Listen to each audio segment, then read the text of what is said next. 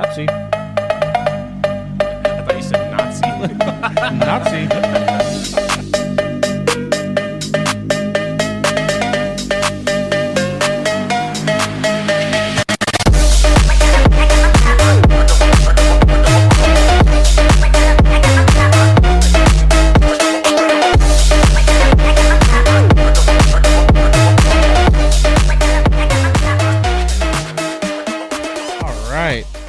Joey is back on what? The Lord's Day, of course. Lord's Day. Of course. It's our day. I can't not reference to that in my head now when I text him. Like I text him on Sunday. Yep. Lord's Day is coming up. I gotta hit him up. I know it's been a little bit since I've hit you up. Been kind of going through some motions and doing some stuff and trying to balance life. Yeah. I've been listening. I heard you had a little rocky point there for a second. Yeah. It's yeah, I kind of went, like, the first, 7 or 8 months of this, I went, full throttle.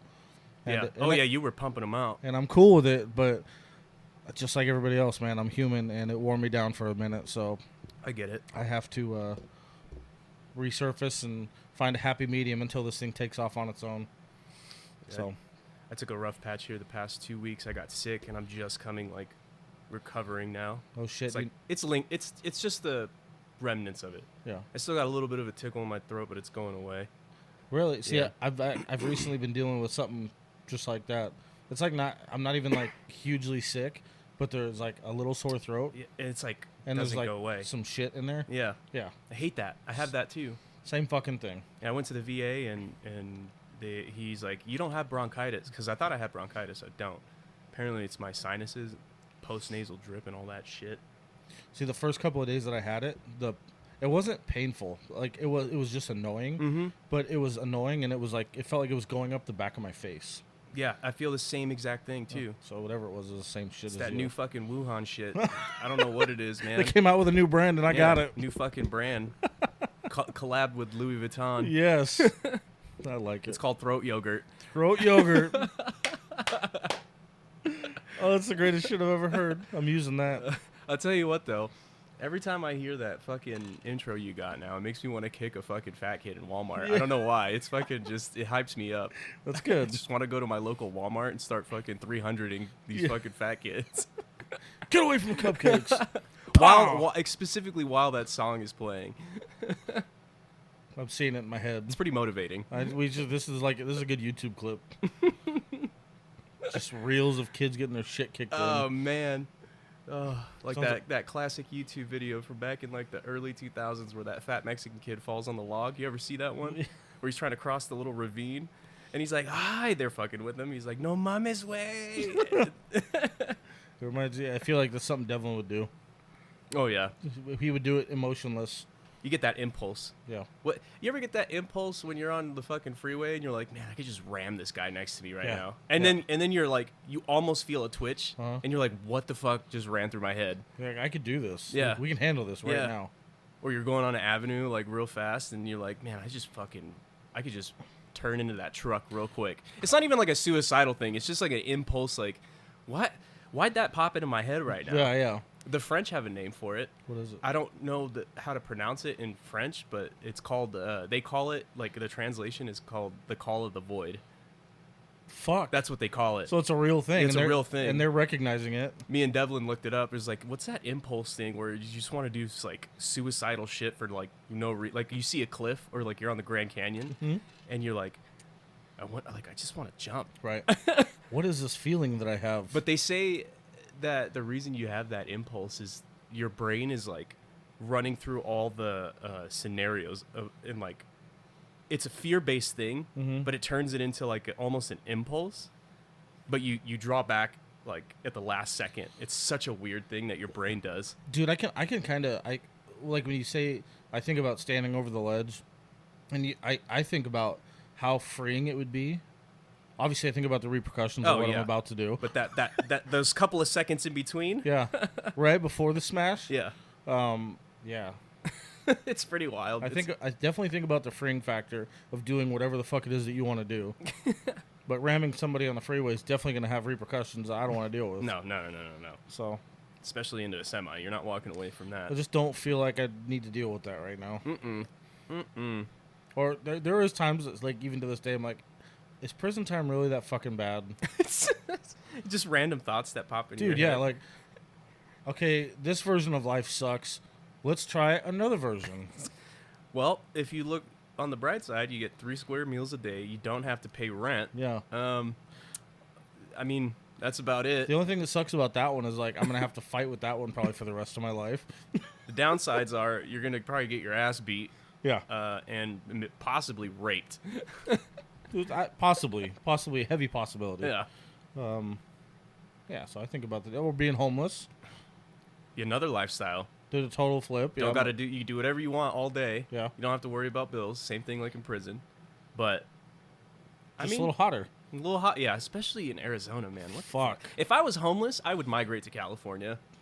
I would go to San Diego. That's a good choice. Yeah, I would live on the beach. As soon as you cross that border, the air gets fucking instantly cooler. Yep. And I know of people like in Ocean Beach when I used to live in San Diego. Mm-hmm. I used to ask, like, I would talk with homeless people all the time because I get high and just walking at Ocean Beach. I'm like, how'd you end up here? And he's like, oh, I fucking just left everything behind. I live in my van now, right on the beach. Perfect. He's like, I go swimming every day. That's my bath. I have a surfboard. I sell pot out of my van, and I just fucking live day to day. And I'm like, there's something to that. Yeah. But at the same time, I'm like, man, but I like my PlayStation. Convenience is cool sometimes. I got a little bit of a story for you now that you might enjoy this. A couple weekends ago, I went to Boots in the Park festival. Boots in the Park? Did you hear it all about that? No, I don't even know what that is. It's basically like a mini Country Thunder. Okay. And it was at Tempe Town Lake.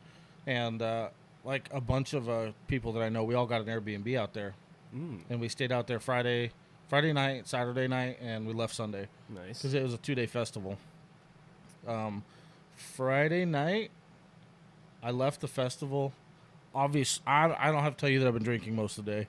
I mean, it comes with the territory. Yeah. So, and I wasn't like shithouse, but I was good. It was like probably 10 or 11 o'clock at night. And this, the starting street, it starts on Mill. Oh, you're in College Town. Yeah. Okay. So I just start walking down Mill. Actually, I didn't realize that I was on Mill, so I did a giant C and had to go back to Mill. But on my little adventure, because I walked halfway, the 4-mile drive, I walked halfway back to the house. Just, I like to go on drunk adventures. Yeah. So 20-minute adventure. I went for a little jaunt, little 2-hour jaunt. I ran into some guys that were like completely done up in face makeup, and apparently they were promoting for Scarizona. Okay, nice. So I ran into them and I saw them like in their car, and there was nobody else around, and I just turn around and I see these 2 guys, fucking scary looking dudes, and my first fucking impulse for some reason was, I need a fucking picture with you guys. So I start talking to them. I start sending pictures to all my friends who are still at the festival. They're like, where the fuck are you? Okay, so I keep going. And I'm on Mill now, like trying to decide if I want to go into a bar or whatever. And I come up to an intersection, and there's on every corner of the intersection, there's guys holding signs that say "Jesus saves." Oh yeah, any festival, there's those guys everywhere all the time. So, have you ever been to Mill? Of course. Oh yeah. Maybe I haven't been to Mill frequently. I've been there like at least 3 times though. The streets, like bar hopping. The streets are crowded. Everybody's bar hopping. So I decided I'm going to talk to them. Oh. Yeah. How'd that go? So 2 of them weren't very amused. The second one gave me a little pamphlet. So I got my ticket to heaven, You got your validation. My parking? validation. I read to the end, so I get to go to heaven now. Somewhere the pamphlet's still in here. I don't know where the fuck it is now. But I kept asking guys, like, why are you guys out here? It's fucking Friday night. Why are you out here holding a sign? People are trying to sin in peace. Yes. Kit fucked. No, I didn't say that. Then I ran into some random lady who couldn't find Culinary Dropout. And I'm like, lady, I don't even know where I am. I've been there. That's actually a good spot. Is it really? Yeah, it's not bad. Okay. I stood there and helped her find it on the maps and shit. and then I got picked up by an Uber in a dark alley. Sounds like a typical Mill Ave Dude. Run-in. It was a good time. Yeah, I enjoyed myself. Everybody's like, "Do you fucking walk home?" I'm like, "Kinda." I beat everybody back to the house. Mill's fun because you find like weird shit on Mill too. Like, I know it's college town and people give it flack for that, but I ran into like a underground piano bar. I've heard about that. Yeah, it was pretty fun. And I want to go. Yeah. Yeah, I've heard about a lot of cool places They do out there. they do like comedy with piano, and it was just one of those things where it was like, let's go fucking check this out real quick. Yeah, yeah. And it was pretty cool. It wasn't your typical like whatever bar to bar. It had a little extra, couple of feathers on the hat, if I should say. Some interesting pieces. Yeah. I like it. No, but I was gonna ask you, what's your career front looking like? Like, how's all that shit going? So I'm having trouble finding. I'm not having trouble finding a job in the gun field, but I am at the same time. Right. So everything that's in the field right now is retail. I don't want to fucking work retail. No, you've been wanting to build. Yeah, I've been blessed all my life. I've worked with my hands. I've worked production, manufacturing, in the Marine Corps. I did construction, tower jobs. So it's always been with my hands. I've never had to work with face-to-face customers, and that's something I don't have that skill.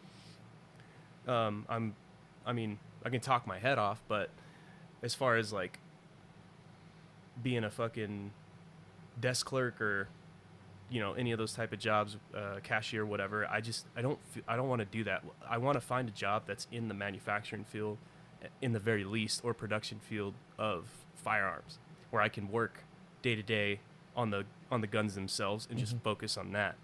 So I'm trying to find those types of jobs, and surprisingly, they're hard to find here in Phoenix. And what did the whole the school thing fall through?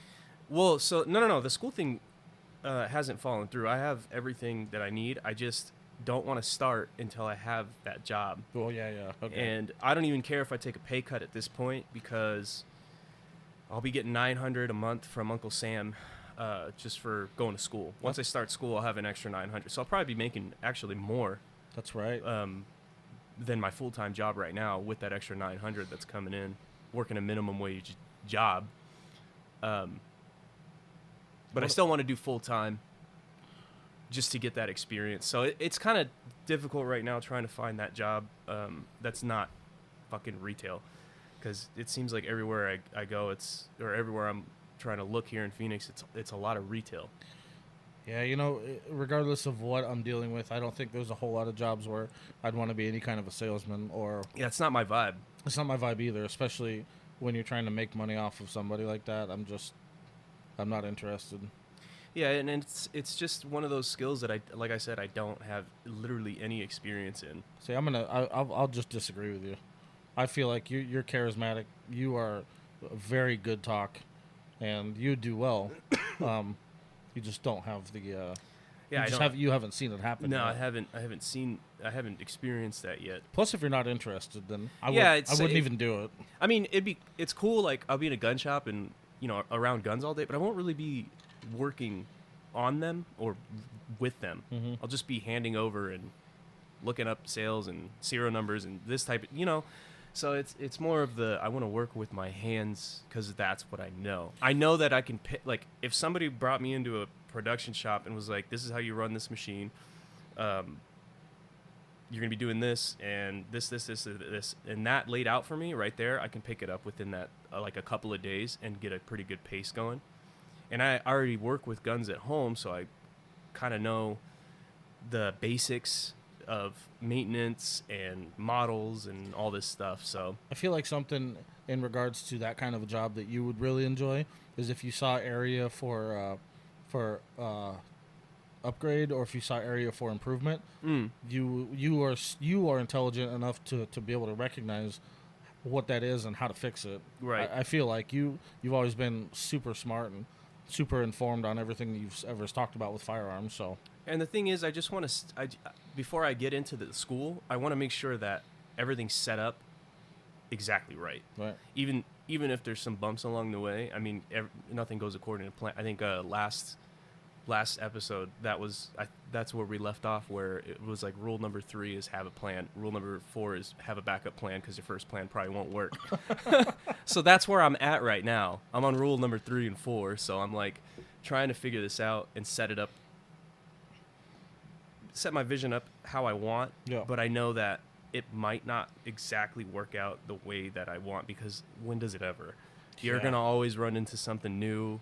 You're going to always run into something that you weren't expecting, and then you're going to have to either take a step back or take a lateral step and find a way around that. Yep. So it's just adjustments once you get it set up. That was perfect, because one of the things that I've been trying to talk to a little bit to everybody about, because I want to hear their different perspectives and their side steps and how they view kind of problem solving in your own life. You know, just about everybody I've talked to has some kind of something in motion, and it doesn't involve giving up on it. No. And I'm super impressed by that, because with something like this that we've been creating, every single step of the way has had its own issue, and every single step of the way you have to push harder to get something figured out. Just like with your situation, every step of the way you're gonna have to figure out a new fucking problem, right? And sidestep, figure out how to get around it, blah blah blah. You're gonna have to make your adjustments. You're gonna have to adapt, and it's super impressive, because I think in the general, we look at another person that we don't know and we just assume because of something they did at Walmart, oh, they're fucking lazy pieces of shit. But this is super fun because every fucking person I talk to has their own unique scenario and their own unique path that they're fucking pressing for. And I'm impressed by, the amount of effort that somebody puts into their passion. And you've been working on it for quite a while now too. Yeah, I'll say this. I have my feet in the water, I have my legs in the water, right? But I'm still, I guess, getting used to the temperature because I'm not fully submerged yet.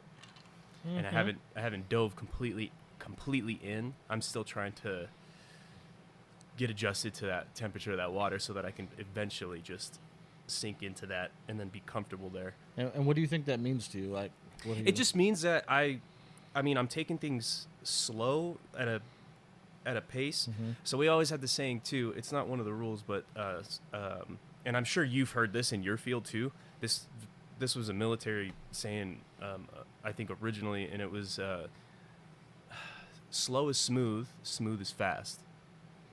Meaning, you don't have to be like rushing through something because you might fuck it up, and you have to take twice as much time to fix it. Oh yeah. So get at that pace where you can have quality, but not.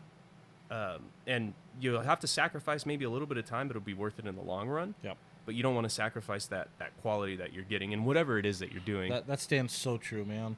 And it's sometimes it's difficult because you get, right in the beginning you have anticipation, you have, the adrenaline, the excitement, everything that you goes, get the jitters, and the one thing I was, and you just want to be in it, you're so fucking ready to just do it, and you have no fucking clue what you're getting yourself into. Yeah. And that's what I was gonna say. Is you talk about just having your feet in the water, and it just reminds me, like, every time, even something so simple as starting a new job, you have this preconceived idea in your head of what your new job is gonna be like. And then you get there and you're like, holy shit, it's fucking not at all what I thought. This was not the job description. Yeah. What's going on here? It always turns out that way. Yeah. Everything you do is gonna be, you're gonna have this preconceived notion about what you think it's gonna be. It's never going to be that. No. When I started the job at L3 Harris, I thought I was going to be working on radios because I didn't even know they did optics. And they're like, no, you're going to be working on night vision. And I was like, what? Sorry? But, yeah, it's just...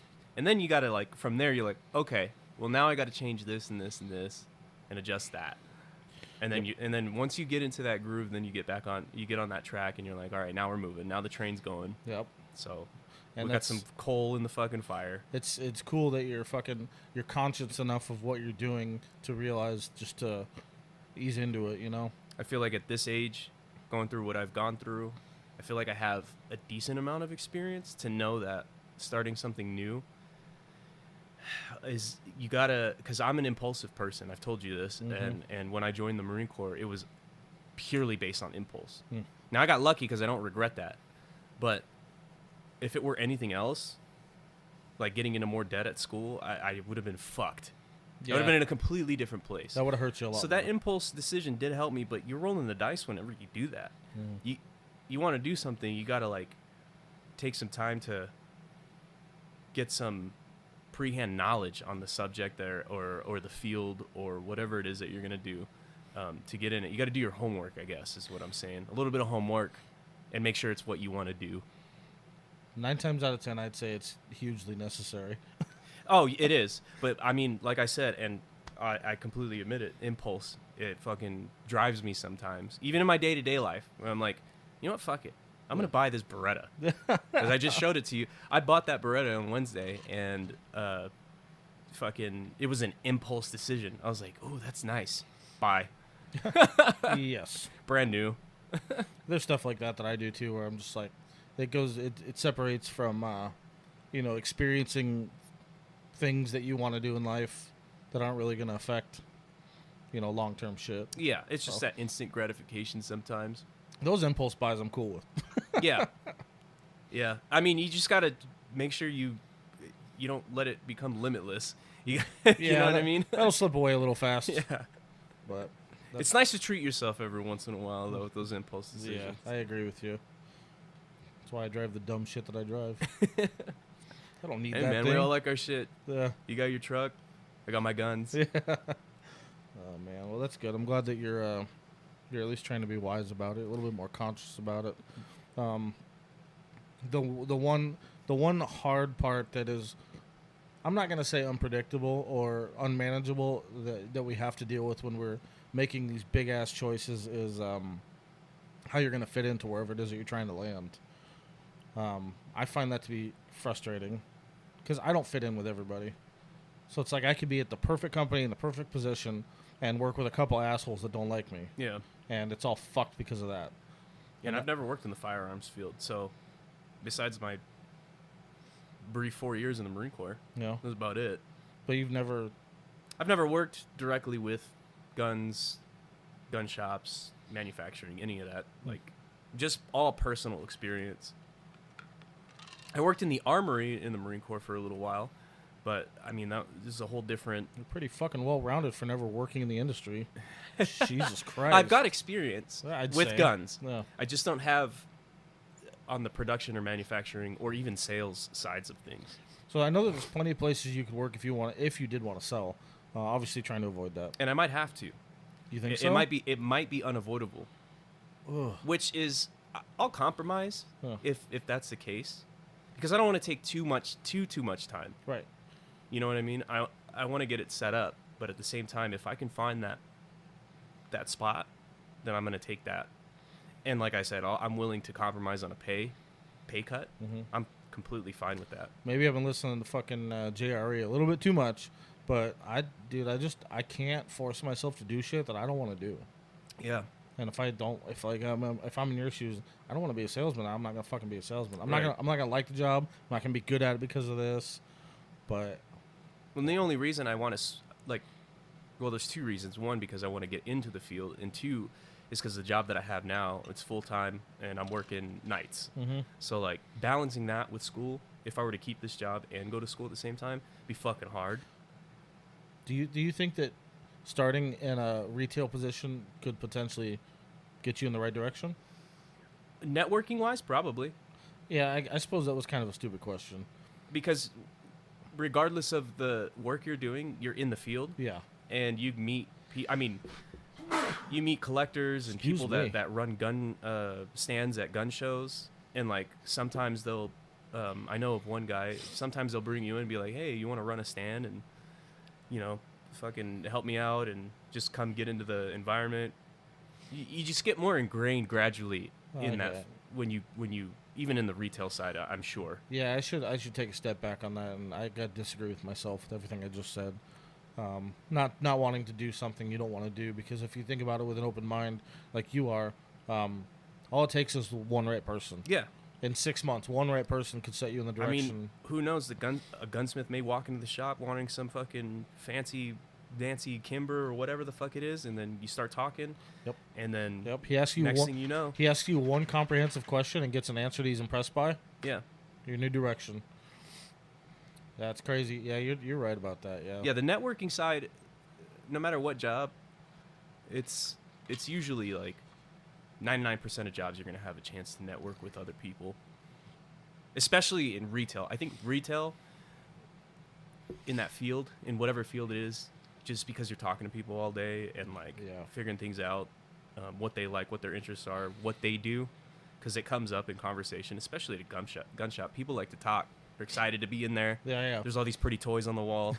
You start talking, and it's like, I mean, and that can stand true for almost any job that involves talking with people. It can stand true to me, if I talk to one person that I tow that just so happens to be involved in this industry, it could set me in a whole different fucking trajectory. So, yeah, I'm sure you have had some amazing conversations with people that you've had to tow. Yeah, yep. So I'm pretty sure you met some pretty interesting people too. I'm glad you brought it up because I should eat my words on that. Hey, Doodle, you can push him off. He's fine. I think he smells my mom's dogs on me. Oh, all the little Frenchies. Like, Yeah. how many fucking Frenchies are there? She's got 4. Fuck. She's got 3 females and 1 male. She's breeding them and shit. Yeah, she just got back from Dallas. She bred one of her girls. She already sold. She don't even know if she's pregnant yet. She's still ovulating. So, but since they're fluffies, Yeah. she sold one for $30,000 already. Dear Lord. And not even born yet. I'm sorry, 30 grand? 30 G's. I'm in the wrong industry. I'm gonna Yeah. start breeding Frenchies. See, and that's the other thing. My mom, Go. that's all her life, sales. Her entire all her experiences with work, it's all sales. That's like her main go-to: cars, jewelry, dogs. What's her business? I've seen it, but I don't remember what it's called. Sugar Frenchies. Sugar Frenchies. Shout out Sugar Frenchies and Sugar Frenchies on Instagram, I believe. hit up Eleanor. She'll get you fucking all set up with a Frenchie. If you got $30,000 to fucking blow, she's got some fluffies on the way. She'll get you set up with a Frenchie or a photo shoot. Take your pick. Yeah, if you got some fuck it money you want to just drop on a fucking dog. Do it. She'll Yeah. get you all hooked up. But yeah, that's all she's known is sales. Yeah. And she's good at it. I was gonna say She's really good at it. she could probably really make me feel like I need to buy another TV for no reason. Yeah, she she can sell, what is that saying, ice to an Inuit or Yeah. fucking, she can sell anything. That's funny. Well, maybe you will be good at sales then because of her. Nah, I mean, I don't know. Maybe. I feel like in that regard, you'd probably be like, they always say salesmen aren't the most honest of people. And that's obviously not how sales works. You have to be at least a little bit manipulative most of the time. You have to have that persuasive charm. That's a better word for it, not manipulative, because it's not necessarily a negative thing. But I would be like, Because they're in there for a reason. Yeah. They just don't know. all you have to do is give them the reason. Yeah, you have to give them a couple extra reasons to be like, yeah, you should get this. But I feel like it's more clear cut with guns because when people walk in, they kind of know what they want. Mm-hmm. But I think where the shadiness comes in is like car salesmen, Oh yeah, yeah. 'cause especially used car lots yeah. you got to convince people to buy shit that's probably not going to have the value. with a fucked up interest rate. Yeah. With See, a once fucked up you interest start rate. getting into payments, it's usually pretty shady. But once you if you're walking into a gun shop, they're usually paying one payment and then they're through with it. Yeah. You know what I mean? Because they're spending typically on average maybe like $500 to $800 Yeah. depending on the gun they get. Yeah. And then on the higher end maybe like $15,000 to $2,000. But if they're coming in for that, they know what they want. So they already, most of them do, I think. I feel like. I probably, and you can tell me if I shouldn't, but I probably shouldn't bring this up on air. But do you know what kind of money is made on like a firearm? Like what goes to the manufacturer, what goes to the retailer? So there's a special tax on guns. For the retailer, I don't know. It's got to differ from company to company. So like they get distributed out from Beretta or Glock or SIG, whatever company it may be. They may have a deal set up through their FFL. They might take a percentage or whatever. But then there's sales tax. So you got to counter in the distributor fee, sales tax. And then you got to factor in like shipping costs, and there's a special tax, and I can't remember what it's called, but a lot of people don't know this. Gun owners all across the states, this tax applies to every state, not just sales tax. It's you have to look it up, but it's a special gun tax, and I think it's like 10 to 15% of each gun sale at any retailer goes to this specific tax. And what that tax is for, like, you've heard of all these wildlife contributions, donations. Yeah. They make up about 7 to 10% of funds for preserving wildlife. You know who makes up the other 90%? Gun owners. That's where that tax goes. Oh, you know what? This is where the whole conservationist stance comes in. And yeah. So that there's a special tax on the gun specifically. So everybody that's bought a gun has donated to wildlife. Yeah. And that goes to preservations. That's why you have to get tickets for hunting big game and stuff like that. That's why there's sectioned off land specifically for hunts. In season, out of season, whatever the case may be. All your tax money that you buy, if you buy from an FFL transfer or an FFL licensed dealer, that tax goes to wildlife preservation. So that's why these guns are that's why they're pretty expensive. There's quite a bit of tax on them. Yeah, and especially as time goes on. As well as ammunition, the same thing. There's the same tax applied to that. Really? Yes.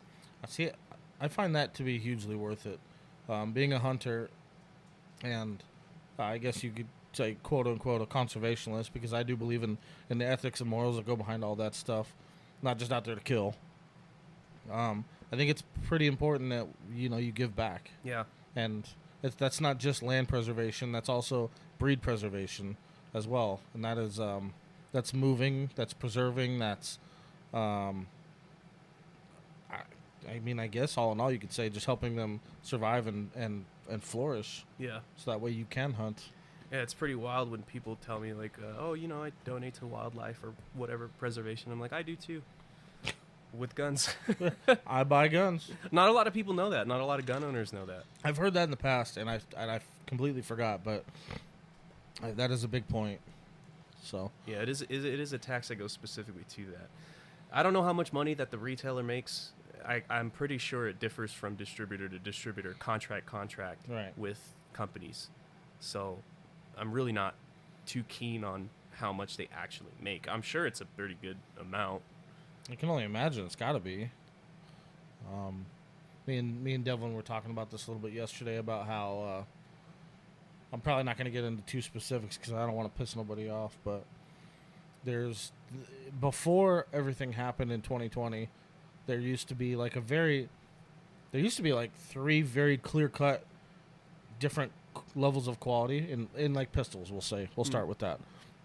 And now it seems to be a very wide variety of price ranges for even the lowest quality of pistols. It's brand to brand. Yeah, it's changed a lot over the last 5 years.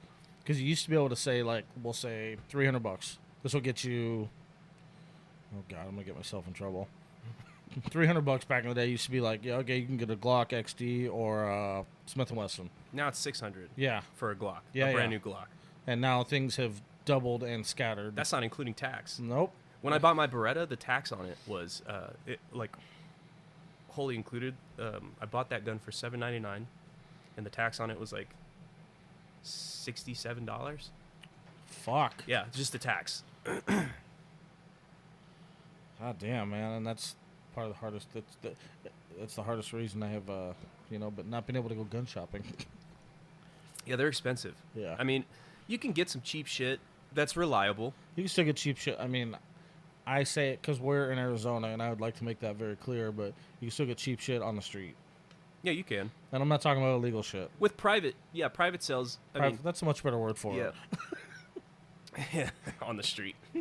Yeah, private sales, you can shop around. I mean, it's one of those things where it's like buying a firearm, private sale, you just got to be careful. Mm-hmm. Scams, who knows how many rounds have been through that. It's just like when you're buying a car, how many miles have been through that bitch. Yeah. You know what I mean? So is this going to be for personal defense, or is it just going to be something you take to the range and you don't give a fuck if it breaks? Like it's a whatever type of fun gun, whatever it is you're buying. Just depends on the reason that you're getting for private sales. But for brand new sales, that's a brand new line, brand new model. Had maybe like a couple of rounds through it for test fire in the factory. And yeah, you get the test fire rounds with it. Mm-hmm. Or the shells. And you're ready to go. Shells. Casings. Fuck. You take that bitch and you break it in at the range, put a couple 100 rounds through it, and get it nice and crisp, which is what I'm gonna do today. Burn that bitch a little bit, yeah. Get all that manufacturing shit off of it, all the gloss. Yeah, fucking. That gun is pretty though. It is pretty, and pretty. they put a fuck ton of cosmoline on it. I think it's pretty oily. Yeah, that's what I was talking about. It looks like it's overdressed. I had to wipe it down last night, and even though I could see like some oil coming through where the hammer is, and I'm like, fuck, this thing is oiled up. Take it down a notch, guys. But I mean, it's fucking Beretta, man. Like, fun fact about Beretta, and I didn't know this till I bought it because I started looking into the company. But do you know how long they've been in the business? How long they've been an established company? Mm-mm. Just take a guess. How many years? I'll give them 100 years. More. Really? Yeah. 110? More. 20? More. What the fuck? Way more. You know what? I guess I shouldn't be surprised because like companies like Colt have been around since. It's been long. It's been around longer, way longer than Colt. No fucking way. Yeah, more. Weren't they? Are they? Isn't Colt like 17s? I think Colt is like the 18s. Fuck, man. So keep going. They've been around for longer than 200 years. More. Way more. Oh my God. As a what? Just keep going. Well, I'm trying to figure out. That's 1823, right? Yeah. Oh no, that's 1800. Way more. How? Keep going. Were they just shooting sticks? Those fucking Italians, man. Oh God. They've been around.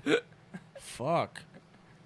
No, I gotta look it up. No, just keep giving me numbers. 1600. 1600? 1600 Years? Yeah. No. Like the year. Oh yeah, actually you're on the nose. Fucking really? 16th century. Oh my God. So they've been in business over 500 years. They've been an established company for over 500 years. Doing what? Guns, firearms. They were making guns when people were still wearing fucking suits of armor and fighting with broadswords. It says the Beretta Forge was in operation from about 1500. Oh, 15th century. My bad. The first documented transaction is a contract dated October 3rd, 1526. 185 Arquebus barrels. What the fuck? Bro, they've been pumping their shit out. Jesus. That's a long lineage of guns. Yeah. Jacobo Beretta. Oh, that's definitely fucking Italian. Not a lot of people know that the fucking Italy has like it has been around for that long. Or not Italy, but Giovanni Beretta. That's his son. What a fucking name, dude. What the fuck? Yeah, dude. That's impressive. Yeah, and it makes sense. He's like, Colt. Watch this. Nobody really complains about Berettas. Are they still Italian? Oh yeah, that gun was shipped from Italy. They're still in Italy. Fucking perfect. Nobody really complains about Beretta's firearms. They work. Yeah, they work. I mean, now that you say it, they're pretty and they work. Everybody always wants to complain and bicker about certain actions or certain feelings. Nobody really complains about. People complain about Glocks all the time. I know. There's a lot of Glock haters out there, and I think Glock is a great platform. It's a great platform. It's very easy. I think they come out like iPhones though. Like it's like I swear to God, like they all look the same, but they work. Exactly. Like if it ain't broke, don't fix it. But that's what they're doing. Berettas? I don't really hear people complain about Beretta. Springfield likes to toy around. Yeah. They like to tinker. I hear people complain about Smith & Wesson a lot. They're clunky. A lot. They're clunky. Their semi-autos are clunky. Yeah. They're weird, and they at one point they were the best revolver manufacturer ever. Yeah, they have a name. And they do have a name, Smith & Wesson. They have that name, but they kind of caved to California because they wanted to sell out there. So pretty much all their new lines of revolvers, they have that fucking integrated interlock. So it's this little key that you put in the pin, and you turn it, and then your gun's a paperweight. Like you can't pull the trigger or anything. So, and then you have to get that key and turn it to make it fire again. But people are complaining because sometimes at the range when you're shooting, that lock can break. That internal lock can break, and then you can't fucking fire anymore. And it's just done. It's a fucking paperweight at that point. May as well be a High Point. Just hit him with it. Yeah. Is High Point still around? Oh, High Point's around. Yeah. What the fuck? I don't know man? how long they've been around, but they're around. I mean, I've had 3 of those fuckers. I've had 2 of the 40s, which are the biggest fucking pistol I've ever had in my life. They're like, "Are you wearing spurs?" I'm like, "No, my pistol rattles." Fucking dickhead. I'll tell you what, though, I had a 1911, a Colt, and that was the biggest handgun that I've ever had, and it rattled. That gun rattled too. Fuck. But yeah, man, Beretta's been in the game a while. And when I saw that 380 come out, for all those who want to know what model it is, it's the one that came out like 3 weeks ago, 2 or 3 weeks from this recording. It's called the 80X Cheetah, a little 380. It's a nice little fucking pistol. Yeah, it is. It is nice. It Yeah. feels good in the hand, and I can't wait to shoot it today. That's gonna be fun. High Point's only been around since '92. Yeah, it makes sense because I mean this country's young, so like any American country is gonna be pretty young. Yeah. But yeah, man, Fuck them. Italy's been fucking making guns for 500 years. People were still fighting with broadswords back in the day. Yeah, dude, that's fucking. Knights in armor and shit. You're the only asshole king that has a pistol. Fuck, man. 1526. Like people were still like burning witches at the stake type shit. Yeah. That's insane, man. Like you think about back in the olden days, you think of like Salem witch trials, right? Mm-hmm. It wasn't that long ago. It wasn't really that long ago. Let's get. I gotta get a comparison. It was. Beretta's been making guns like hundreds of years before the Salem witch trials. Literally. Yeah. Dude, literally like a fucking 1692. Yeah. There's no fucking way the history that we know is correct. Like, it's just not. There's shit that they're not telling us. Fucking wild. Or there's shit that we don't know, but if firearms were around before that, you know they were just gunning those bitches down. Dude.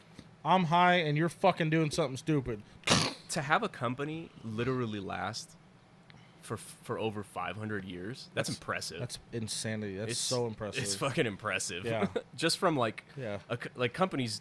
Suck it, Ford. Like you think about like back in the what was it, the 90s. Enron was like one of the biggest like oil companies there was. Yep. And then boom, they fell within like a week because what was that guy's name? Whoever was the owner was like scamming the fuck out of people or playing the stock market. Yeah. And that thing it's gone now. Enron doesn't exist. No. Fuck, man. But they were like a huge conglomerate. Beretta, they've just been doing their shit. 500, literally almost 500 years. Yeah. In 2 years, it'll be 500. Goes to show how long. What company can say that? Yeah. How do you say that with a straight face? Fucking 500 years of lineage. That makes me want to go buy a fucking Beretta. Like, why not? This is fucking history. Yeah. That's why. It all morphed into that 92. They love that 92, man. Fucking the police issue. That was the big thing for a long time. Now they all use Glocks. But Yeah, they like Glocks and SIGs. it's just cheaper. SIGs are much more reliable though. I think it's a polymer aspect of it, you know? A little bit lighter. Yeah, I think so. And I don't know. There's some people that there's like a teetotal of people that really love polymer framed handguns, and there's people that love all steel frame handguns. But it just depends on the platform. You know what I mean? Yeah, I could see that, but I don't have a preference. I don't really have a preference either. I've owned both types. You know, shooting a 1911, all steel frame 1911, it's just completely and wildly different than shooting a Glock. I was gonna say that's a shot all in and of itself. Yeah, those things, I mean, they've made a name for themselves too, Colt, but they have some problems, man. With 1911s aren't as reliable as everybody thinks that they are. No, that design, even throughout the brands, Yeah. has its very complicated to its own line of flaws. Yeah. Yeah. And I've tried to tell people that because I got so many friends that, oh, I'm gonna get a 1911 45 and blah blah blah 1911. I'm like, you might want to Are you gonna carry that or? Yeah, it's something to it's something maybe to take camping or go to the range. Because I'll tell you this though, what they lack in reliability, they're when they do shoot, when they go bang, they're fucking accurate. Yeah. Very accurate. But sometimes they don't like the ammo you give them. Yep. I've had casings jam. Yeah, I stovepiped a lot. Yeah. That's the thing too. If you don't clean them enough. Yeah, they don't like it. Nope. They're finicky. They're little princesses. But when they do shoot, man, they make you come hard. You just gotta buy them I some. was so in depth in the conversation. You say something like that. They're like, fuck. Yeah, you can keyhole like a motherfucker with those things with one hand, and it's a heavy ass gun too. They're balanced really well. Yeah. It's just the reliability factor because you're running on over 100 years of the same design. What I don't remember what time frame it was, but I know at some point in time, I'm gonna say World War II, just because it's like my only point of reference here is you can tell whether they were badged or not correctly, but you could tell a higher ranker because he was carrying a 1911 on his side. I think mostly officers just had 1911s. Yeah, do you know what I'm talking about? Yeah. Like it was definitely something they got for being higher ranking. That kind of goes with a lot of militaries. Actually. Does it? Yeah, because a lot of ground troops, like if you're a private or whatever, low rank, enlisted, they're usually not gonna fucking issue you a pistol. You have your rifle, a couple grenades maybe. That's about it. Oh, perfect. Unless you're on a machine gun crew, there's certain elements where they feel like it's required to have a handgun. So like if you're in a tank crew, then yes, you'll probably most likely have a handgun assigned to you. Mm-hmm. Or if you're on an artillery crew, you'll have a handgun. There's certain jobs within the militaries. I definitely didn't know that. I just, for some reason, assumed that everybody had a rifle and a handgun. Same thing with types of rifles. So like in the Marine Corps, if you were regular ground, whatever, you had an M16A4. But if you were motor T, since you're compact all the time and you're doing a lot of transport, you have an M4 with a collapsible stock, collapsible stock. Or what is the one? It's not collapsible. It's just the slide stock. I don't remember what they're called. The ones that you slide in. Yeah. So it makes it shorter. You have a shorter barrel, and it's easier to maneuver with inside a vehicle. And then they usually get pistols too. I always loved it, like in movies. I know it's movies, but when shit starts hitting the fan, and the officer fucking comes out and he pulls out his 1911, just starts blasting dudes in the head. Like, this fucking badass. Somebody told me once. They said if you're ever issued a pistol, and you're in a combat zone and you have to pull it out, you already fucked up. I can see that. You don't even, because if they're that close, yeah, it's already done. Yeah, you're just trying to survive. Yeah, barely. Fuck. Speaking of which, man, what rule did you say we were on? I think we're on rule 5. I think we're on rule 5 this episode, I believe, because I think last time it was I had to put rule 3 and 4 in the same one. But we'll do 5 and 6, just because I'm not sure which one we're on. Okay. So rule 3 and 4 for last time was... I'm excited to hear these. Have a plan. And then rule number 4 was have a backup plan, because the first one probably won't work. And number 5, which I'm not sure if we've done this one yet. We might have. But it's be polite, be professional, but have a plan to kill everybody in the room that you meet. That one hits home. So hope for the best. Yeah. Expect the worst. Yeah. I really hate to say it, but I almost live by that. Yeah. You do it when you walk into anywhere where you size people up. Yeah. That are close to you. Yeah. In your vicinity, in your range of like danger. I mean, there's not a whole lot of people that are even close to me in my life that I don't. Yeah. I think about worst possible scenario. And if this motherfucker decides he's going to flip a switch today and I got to deal with it.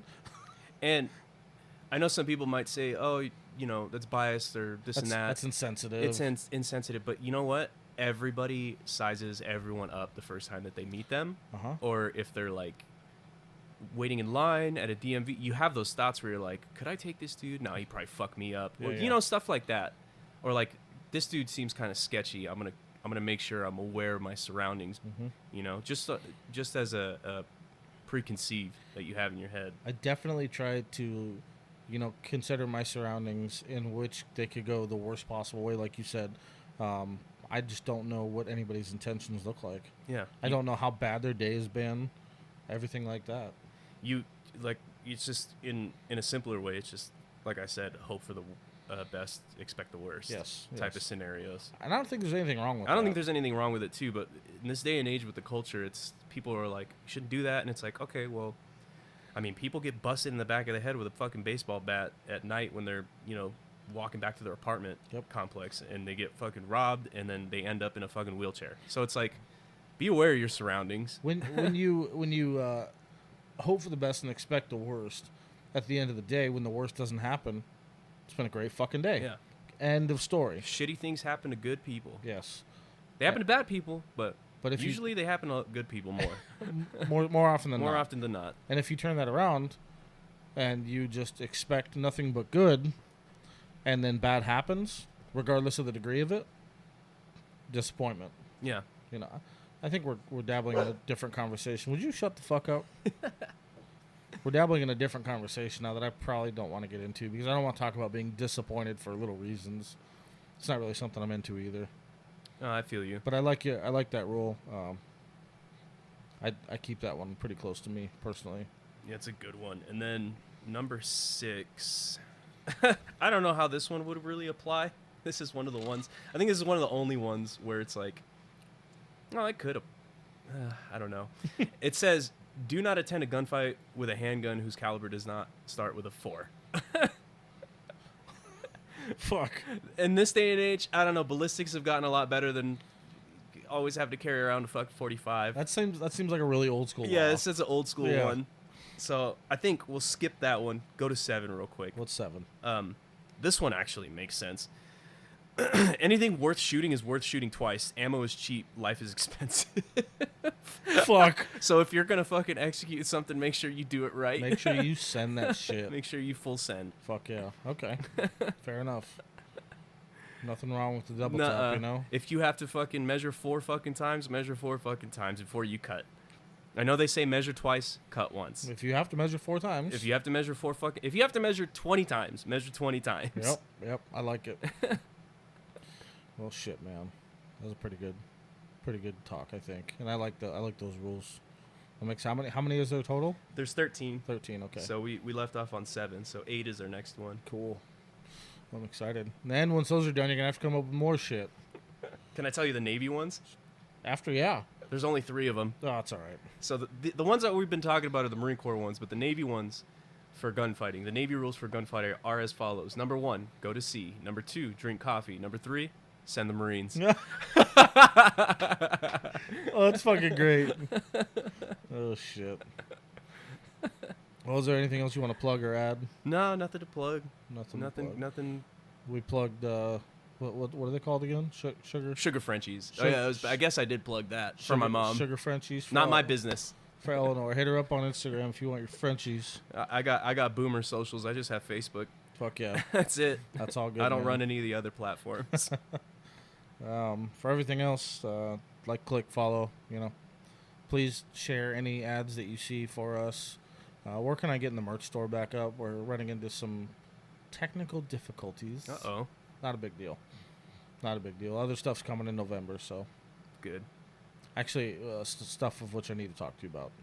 Me? Yes. Okay. So, stay tuned and keep listening. I appreciate you. Love you. Later, folks.